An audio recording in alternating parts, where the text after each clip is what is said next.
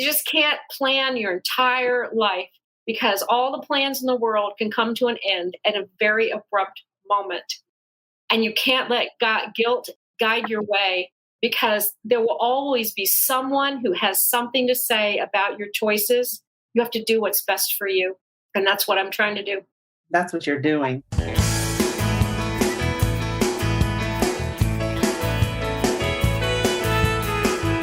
Hi, welcome to the Onward Podcast. This is Emily Harmon, your host. I am a retired Navy executive, as well as a retired naval officer, working 38 years when you count my college time at the Naval Academy for the United States Navy. And not that I didn't love that life, but I can tell you that right now I am definitely living a life that I love as a podcast host and as a personal coach.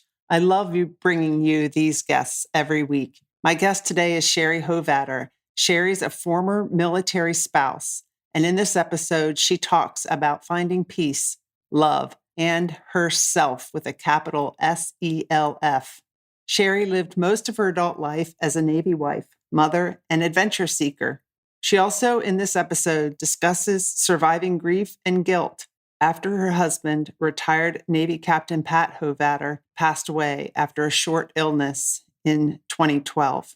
She shares how she struggled to find her own identity and then to find herself, and how she found peace and love again. We talk about creating a life you love living, and Sherrie reminds us, don't wish your life away.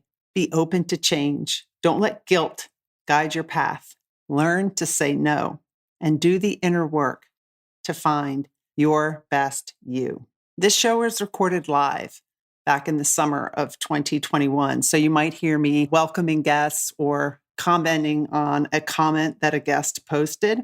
That's because I do record these episodes live and broadcast them on LinkedIn, YouTube, and Facebook. So join the live shows, typically held Wednesday nights at 7:30 Eastern Time. And you can submit your own comments to the guest and questions and engage in the conversation. Let's get to the interview.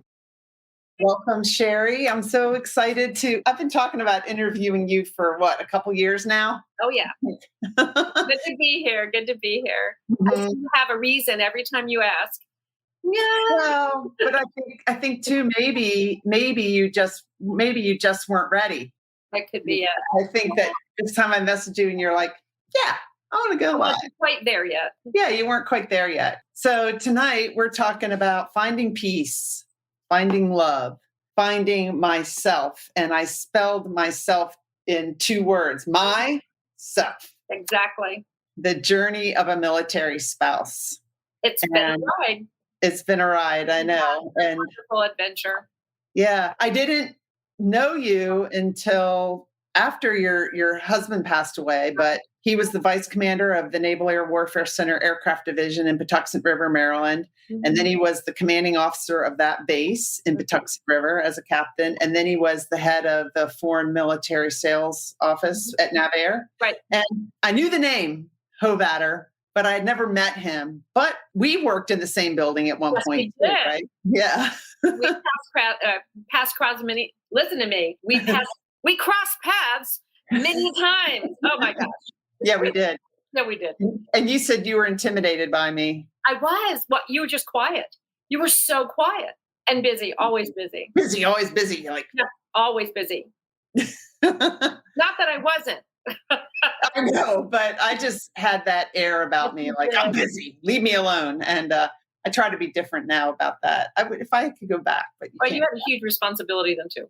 Yeah. So what's it like being a military spouse? How long were you on? I mean, and you got married at what age? 20 in the early 20s? 21? 22. And we were married 31 years. He retired active duty though 7 years before he passed away. And I just jumped in. I loved it. I loved being the Navy wife, and relocating was fantastic. I know the first tour we were in Spain. Within 16 months, we were married, moved to Spain, and I find out that I'm newly pregnant. Oh my gosh. How'd you meet him? We met actually in Pensacola at my sister's. My brother-in-law was also was a Navy pilot as well, and they were both in the training wing. So I met them in the neighborhood, actually. He came jogging by, and it just blew up from there. It was wonderful. We got to Spain, and it was, you're a million miles, it feels like, as a 22-year-old away from family and a new place, and you start taking Spanish lessons, and I don't have an ear for it. I tried so hard, and I know a million words. I can't put them in a sentence to save my life, but it was a great experience. But I immediately found myself wishing life away. Why? I can't wait until he's back, because he was deployed probably 70% of the 2.5 years we were there. I can't wait till he's back. I can't wait till this. I can't wait till my mom comes to visit. I can't wait till we go back to the States. Always saying these I can't waits. And then 2 years later, I'm pregnant with our second son, and he's still on the road and coming and going, and very sporadic deployments at that time. Nothing was planned. It was based on the requirement in the Atlantic or in the Mediterranean. So he'd be gone for 3 days. He'd be home for a week. He'd be gone for 3 months. He'd be home for 2 days. It was so sporadic. You never knew when he was coming or going. So there was no making plans, and I'm a planner. So that was the first thing I had to get over, was just fly by the seat of my pants. Let it happen. Don't make too many plans. And that's a really hard thing to do for a lister or planner. Yeah, definitely. But I got it down well. Now I have a hard time listening and making plans.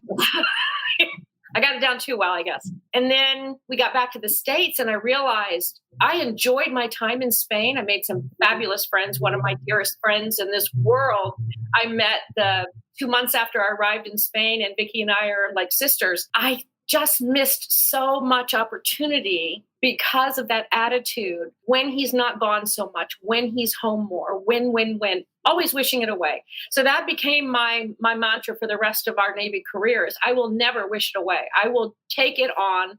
I will make an adventure, a golden opportunity about every one of our tours of duty. And that's what I did. So that's good that you realized that. You could have early on wished away your whole. But my mother was a perfect example, because my mother was also a Navy wife. My dad retired as senior chief, and he was a Seabee. And we lived in Morocco for 3 years when I was a kid. So I was used to my mom just picking up, moving, setting up household. It was like within a week, the household was set up and life goes on.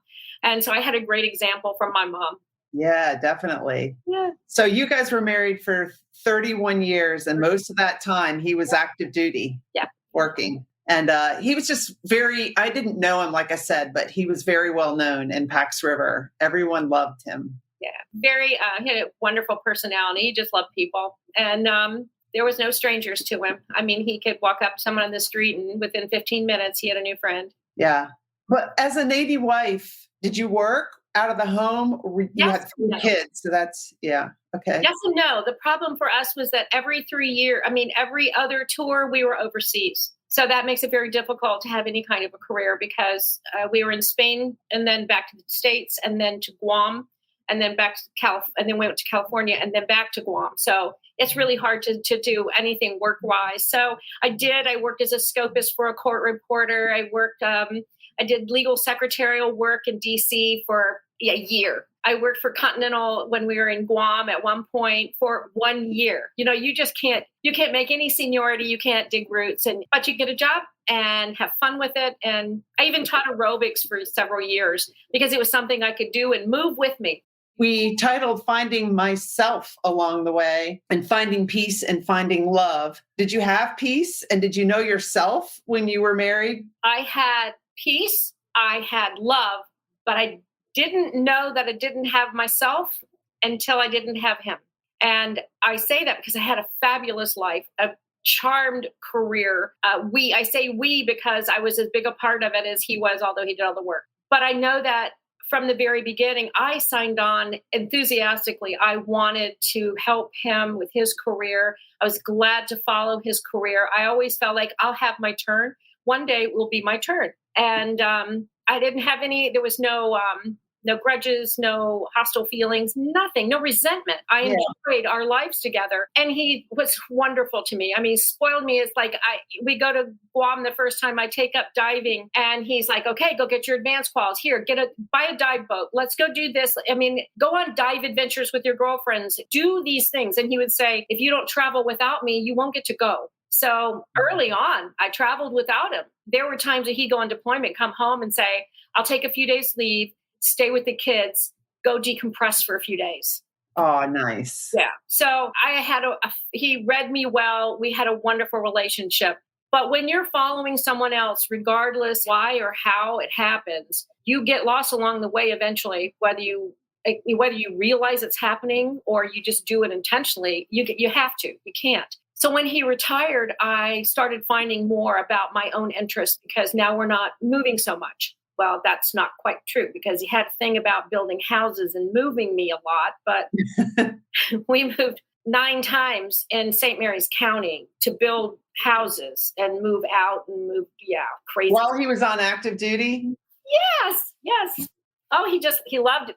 It was the hunt for the perfect lot, build the perfect house, and then say, okay, you can decorate it. That was my carrot at the end of the stick. And I go, okay, fine, if this is what you need to do. But when all is said and done, I look back now and I go, my life after he passed away would have been so much better, so much calmer, maybe easier if I'd still been in our house in Hollywood, Maryland, that we built in 1996, surrounded by my friends and loved ones, people that I care so much about down in the county, and had my job. All those things would have made a huge difference. And I found that the moving thing, while it was great while it was happening, was not what I want anymore.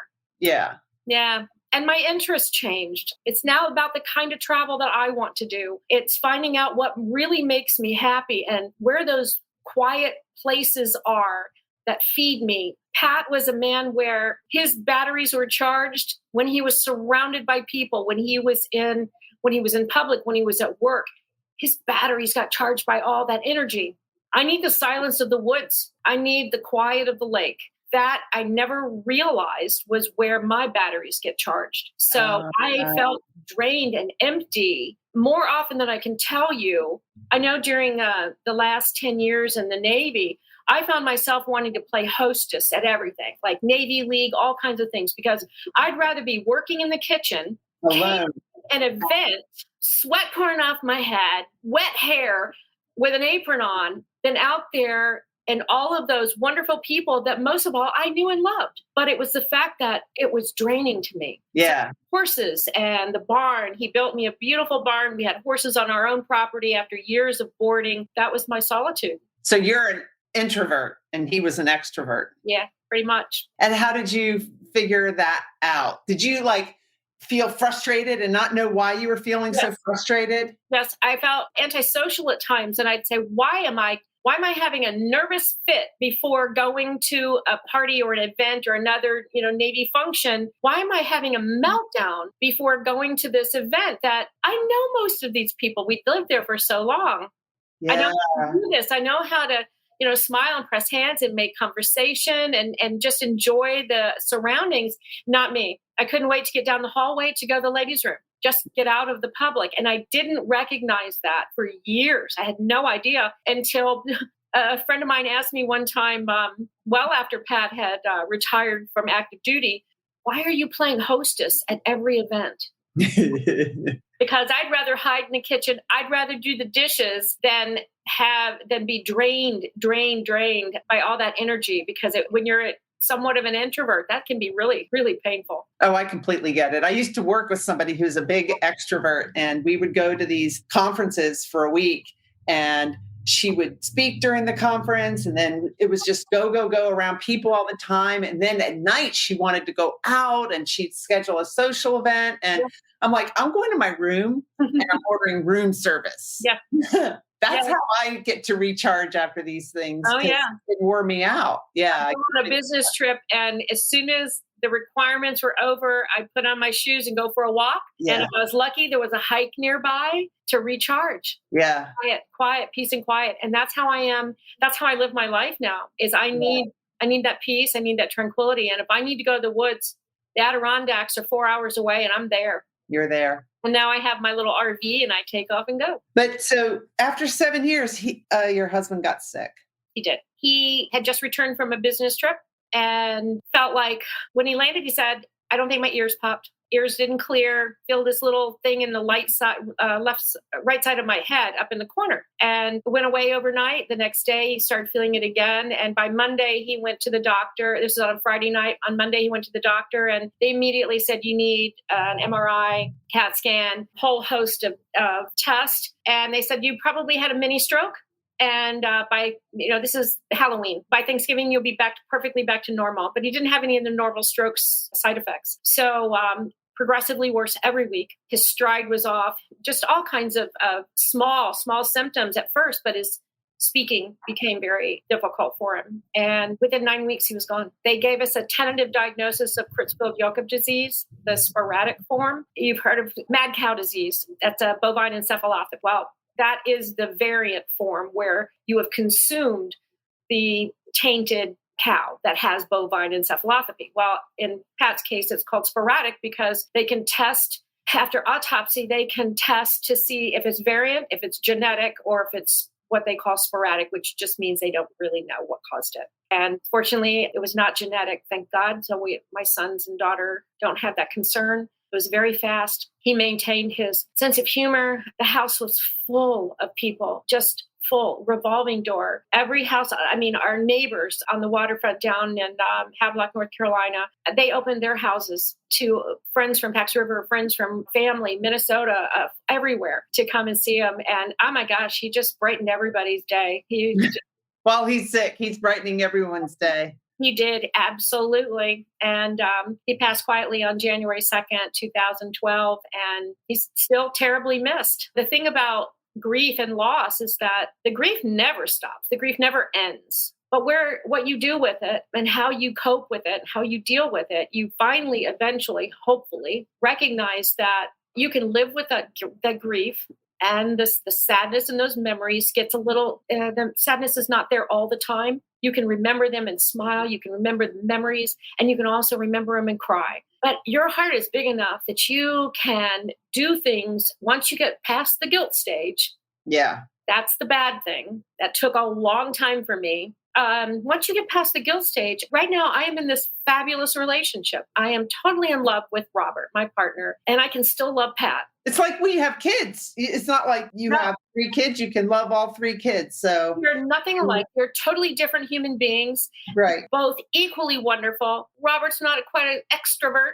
More like me, loves to be out and about people, but we really like our quiet and downtime. And he's retired. So the two of us together, we can come and go and do the things that really make us happy at the moment. And we're very spontaneous. And that's a good thing that he is so spontaneous because, like I said, I trained my life to be that way. So for me to say, hey, let's go down to the Outer Banks next month, or worse, there's been times. This time last year, we said, hey, let's load up the bus and head up to Minnesota, northern Minnesota.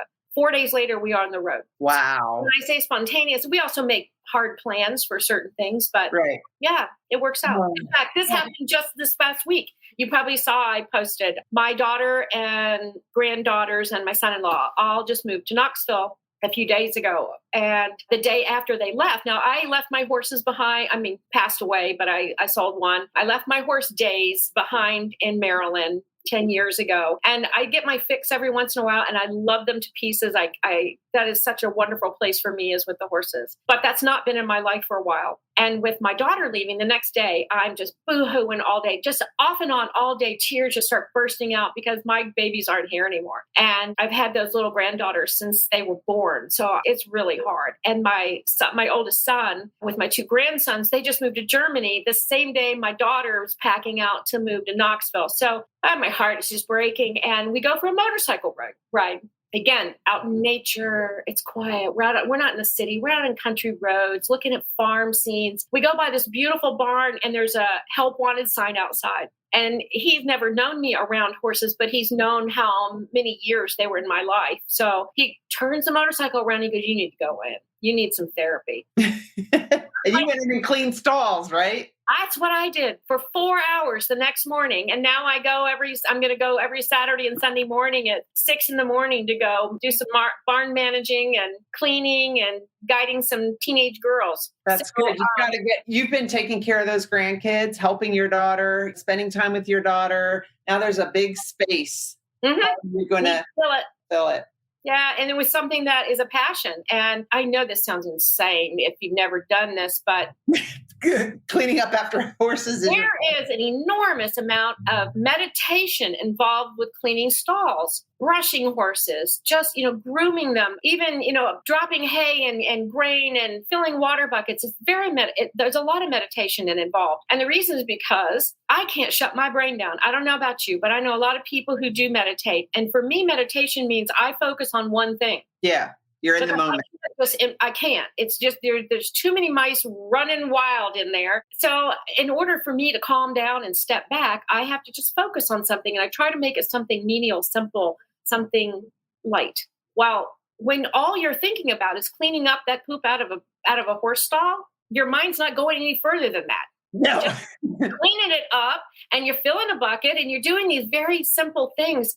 And it just releases this calm through me. And I recognize it so much more now, having been away from it for 10 years. But now I realize why it was no effort at all to get up at 4:30 in the morning and go down and take care of horses and alpaca and clean a barn, then go in, shower, go to work, come home and do it again with 3 kids, 5 dogs, 5 horses. You know what I mean? It was a piece of cake, because once I got down to the barn, I watched the sunrise over the pond, the steam coming off, the horse's breath in the wintertime. It's just nothing more therapeutic for me. That's awesome. As it sounds. No, it's because something that you just really loved. And that was your time just for you, especially when you're working and raising kids and everything. You need to find that time just for you. You said, I'm going to post a little banner here. You said that you found some help through following the One Fit Widow. I did. It was wonderful. Yeah, I highly recommend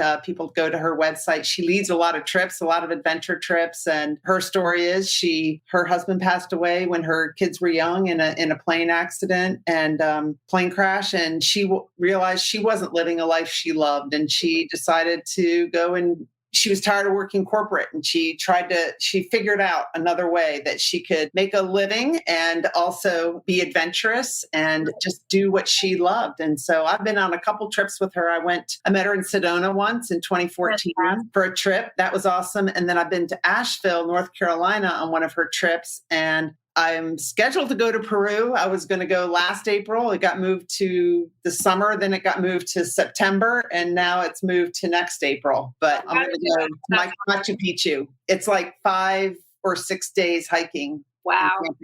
Yeah, that's fantastic. Yeah. And she fell in love again and remarried. And so she shares that, and she talks about the grief and how she can still miss and love Mitch, and she still loves Keith.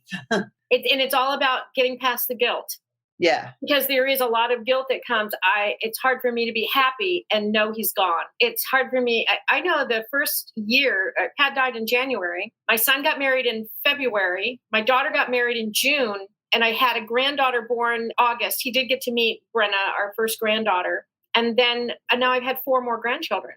He missed all of them. When Jillian was born, I mean, I'm just sobbing because I'm saying he'll never get to meet her. He'll never get to hold her. But worse, she'll never know what a wonderful man he was, other than through words, speaking of him. But I was so overcome with, how do I get to be here to hold these babies, and yet he's not here with me? They are not going to have him. And there's guilt that comes with 31 years. We were going to be together forever. I never thought I would ever have feelings for another person the way that I loved him. And there's a lot of guilt. Going out the first time. I mean, the first time I went out with someone, I was just mortified. I just felt awkward and uncomfortable, and obviously didn't go any further. I went out a few more times with different people, and it was like I was interested in as a friend, but I couldn't even allow myself to see attraction or to have feelings for anyone, because I was so caught up in the guilt of feeling like I was doing something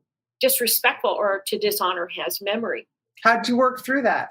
You said you had a grief. A lot of grief. I mean, I had a grief counselor. I started with Susan almost immediately after Pat's death, because I was surrounded by some wonderful friends, but I had no family nearby. I had just started a brand new job about 3 weeks before his first symptoms. So I was only on the job for maybe 3 or 4 weeks before I had to take leave. And now he's gone. And now I'm going to come back to a brand new job that I have now got grief brain. And I can't focus. I can't remember anything for more than 10 minutes. My boss was a wonderful friend of mine, Angela Paget. Yes. I know her. I know. I know her and Russ. Well, Pat worked with Russ, and I worked for Angela, and what the most wonderful people in the world. I love them dearly. And Angela she was a godsend.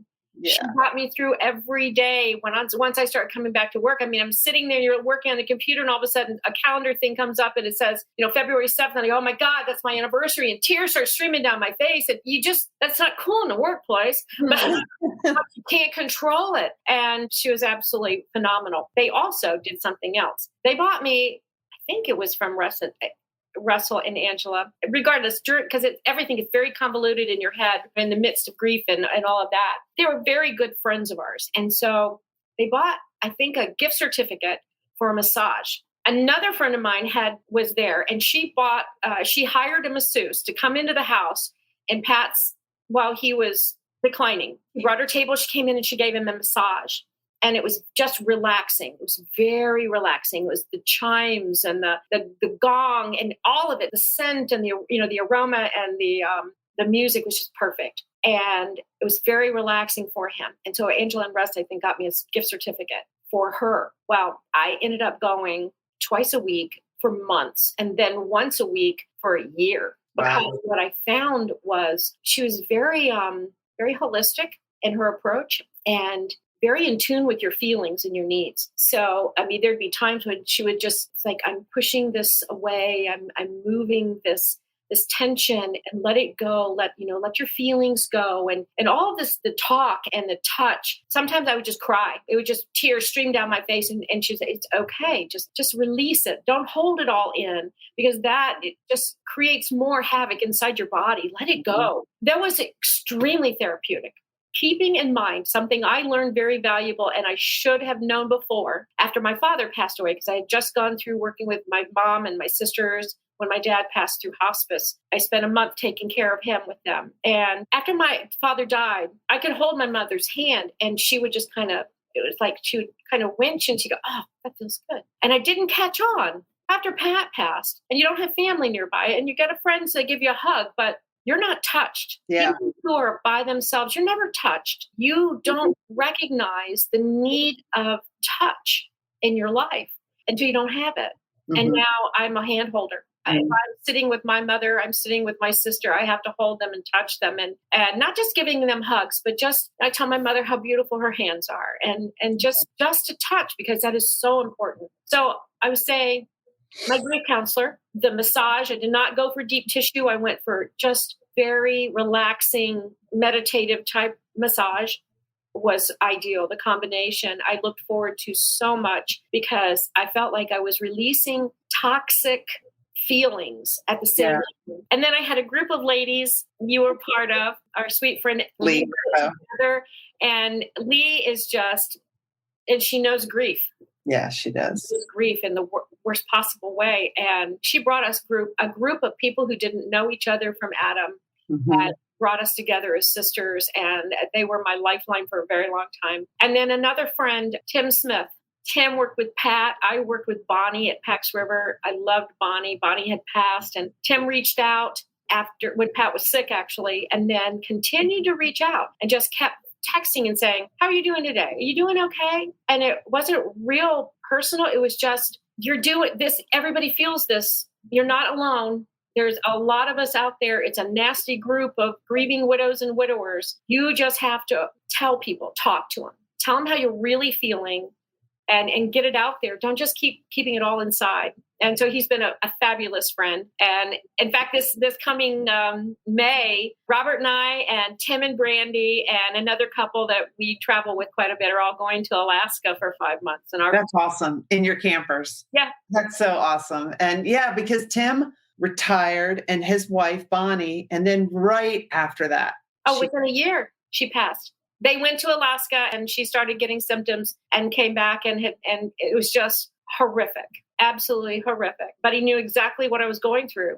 Yeah. And then my former husband, I retire and he wasn't ready to retire yet. He was 64 when he passed away. And I saw him die with regrets. And within 2 weeks, he's paralyzed in both arms. You just never know when something's going to happen. And that's why that's what I started this creative life you love. I mean, it's just so important to, like you were saying, when this happens, when that happens, when Pat comes back, I'll start to live my life. And we've got to just live our life now. Exactly. You nailed it. There's no time to wait. And no, you can't do things that you can't afford at the wrong time. You have to be practical about things, but you have to set boundaries of what you're willing to do and tolerate from outside requirements. That makes any sense. But everyone's going to ask. You have to be able to say no. I've had such a struggle with that my entire life. Me too. No, I'm trying to figure it out. And my kids look at me and go, what? What is that? My daughter will say, I've learned how. Mom, you've really learned how to say no. But that was the hardest thing in the world. We've talked about before is that I've also found myself to be very underreactive, very calm. I don't get riled up about much at all. The only time things in this world affect me is usually when it's my kids. If they're sad, I'm sad. If they're happy, I'm happy. If they're successful, I feel fabulous. If something is falling to the wayside or they're having struggles, I feel that pain. Every parent does that. But I'm working on separating that a little bit because they have to find their path. They have to make their way.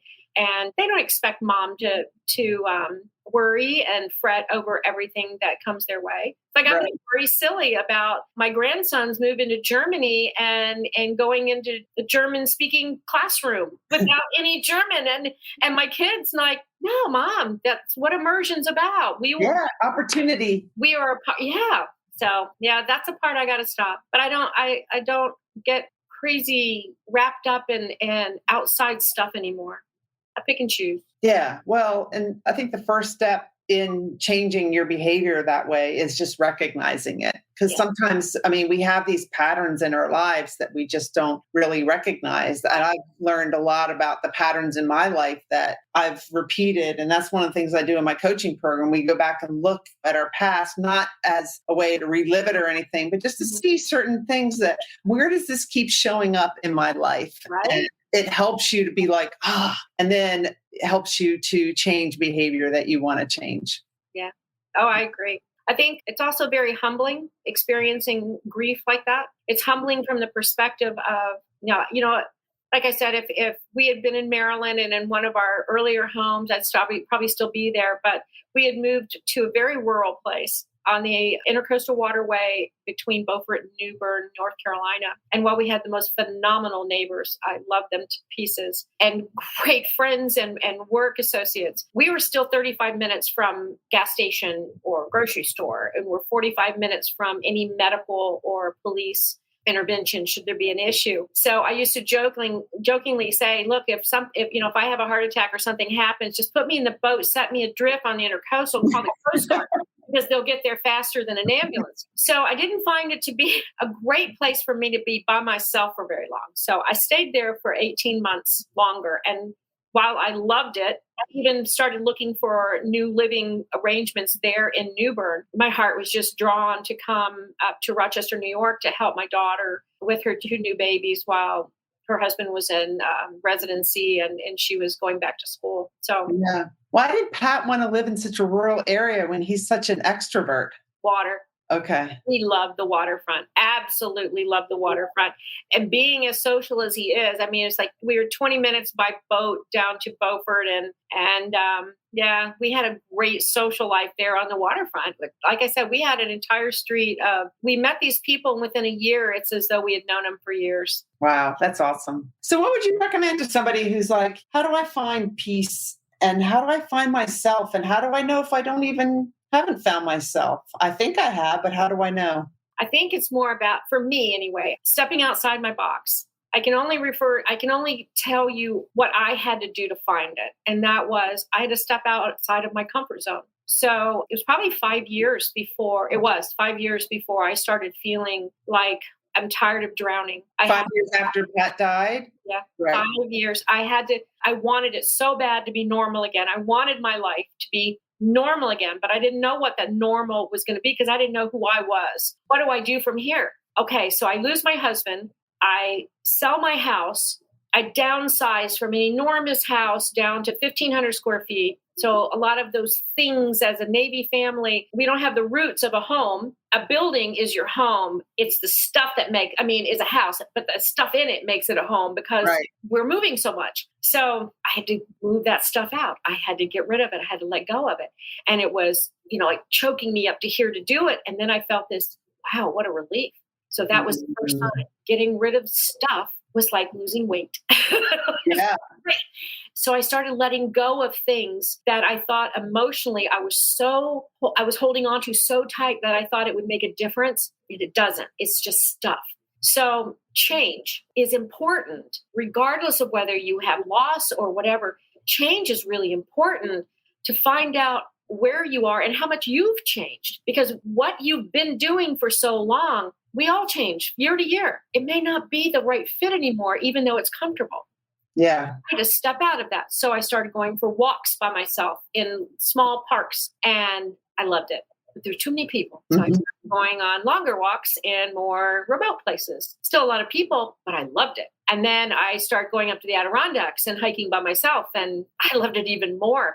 And I didn't even feel you feel the apprehension. You've hiked alone. You know what I mean? Yeah. If you fall, what's going to happen? You're hyper vigilant. You're really aware, and you take a lot of precautions. But in the end, I sat on that hilltop, on that apex, and just sat there looking out over the valley, and my heart just soared. It was like, I don't feel sad. I don't feel grief. I don't feel loss. I don't feel guilt. I don't feel anything but joy at this moment. And that was my awakening. And then within another week, I was camping by myself in the Adirondacks and hiking. I never made it to the top of any of the big peaks because they're really, really high here. And I wouldn't attempt those on my own anyway, but my daughter does. She's done several of the peaks in the Adirondacks by herself. Wow. Yeah, she and my son have gone. She's gone by herself, and she does. I've not done that. I've gone to a campground by myself. Yeah. I've not gone, done that. And that's something that's a little scary, but yeah, I can see how that, it just shows you step out of your comfort zone and you just learn so much about yourself, and you get more confidence in yourself. And actually, you were working at LL Bean, and we had never really met. We met kind of through Lee. You were working at LL Bean, and I was going to come up and visit you. Yes, you were. We were going to go up to the Adirondacks. We were going to go to the Adirondacks, which is where my parents met. And I was going to go up there, and then something happened. We had a big storm. And the flight got canceled. And then you met Robert. I did. And then I was just like, who's Emily? No, but I think it was taking all of my point is I think it was taking those hikes, getting out of your comfort zone, finding yourself that enabled you to meet Robert. Exactly. And fall in love. It opened me up to realizing that I am an individual. I am not Pat's shadow. I am not that Navy wife anymore. That was who I was, and I loved it. And there's not a day in my life I don't feel blessed and privileged to have had the life that I had with him. The beautiful homes, the dreamy kitchens, you know what I mean? Yeah. The love, the family life. It was all so wonderful. But you know what? That memory doesn't change. And I can love Robert without looking back and feeling guilty or feeling like that was better or this is better. It doesn't matter. There's no comparison. It's not a competition. Yeah, this is my life now. And I have so much love and so much joy in my life that sometimes it's really tough. You feel like, oh my God, the shoe's going to fall. I don't know what I would do if something changed right now. I don't know how my reaction would be. Maybe I'm stronger than I was before. Right. All I know is that I know who I am now. And I know that for some people, I've known widows who've lost their house, who've lost a lot of income. I lost a lot of income and I sold my house, but Pat left me very independent, which I'm thankful for. So, and I know that there's always more loss involved than just the spouse. Yeah.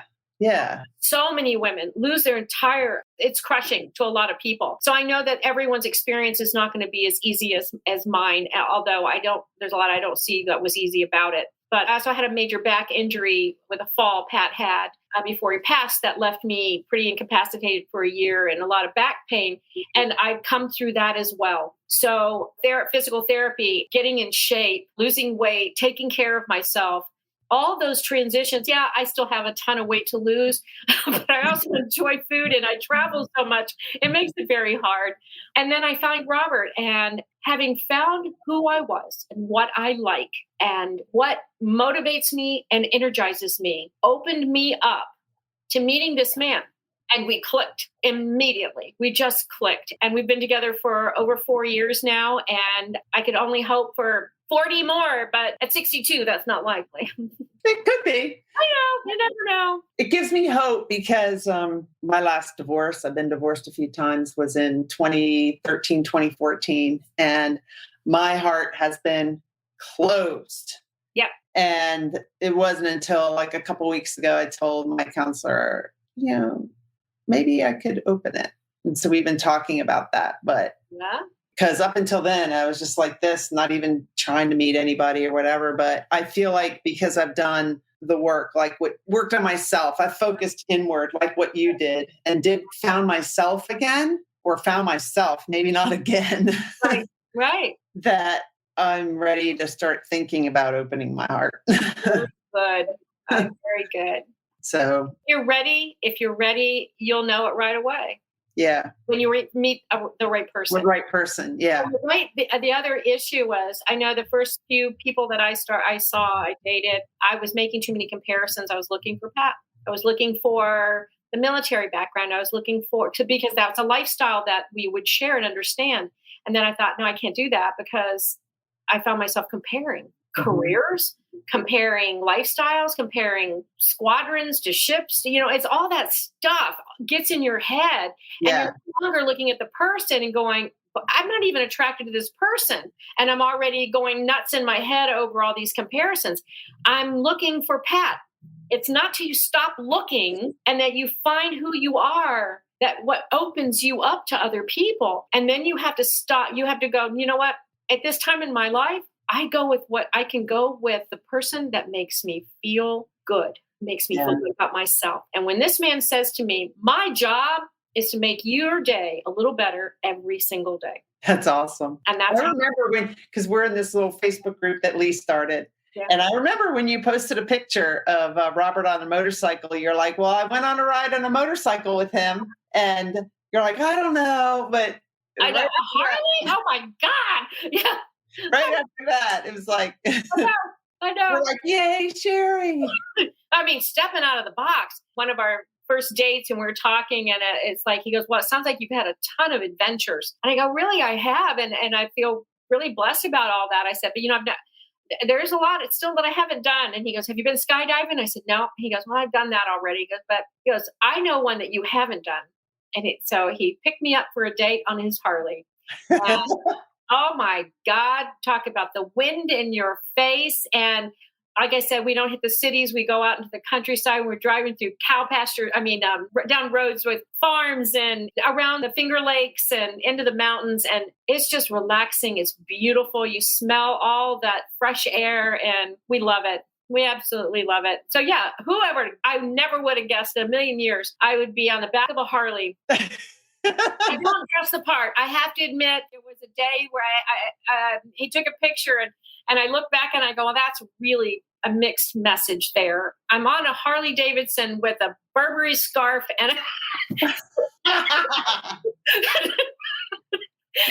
glasses. I was like, who cares? Yeah. It was so fun. And yeah, we really enjoy it. We also have our little 21-foot RV, and we take off and go, and we're very spontaneous. Perfect example is day before yesterday, I'm taking a nap on the couch because I had one heck of a workout that morning. And he walks in, he goes, we got to leave in an hour. I go, what? He goes, yeah, the game starts in an hour. And I'm thinking, did I forget? Because we do go to the baseball game here occasionally, and it's the minors, it's not the big leagues. Right. It's a farm team exactly for the big leagues. And so he goes, no, we have tickets in Buffalo to go see the Toronto Blue Jays and the Red Sox. And I go, how did I forget that? You didn't. I just bought tickets while you were sleeping. An hour, I'm up and we are headed out to a baseball game. So yeah, we keep it light. And Buffalo is not just right around the corner from where you live. It's an hour and 30 minutes. Hour and 30 minutes. Yeah. Awesome. I mean, you just can't plan your entire life because all the plans in the world can come to an end at a very abrupt moment. And you can't let guilt guide your way, because there will always be someone who has something to say about your choices. You have to do what's best for you. And that's what I'm trying to do. That's what you're doing. Thank you so much for being my guest on the Onward Podcast, Sherrie. This is awesome.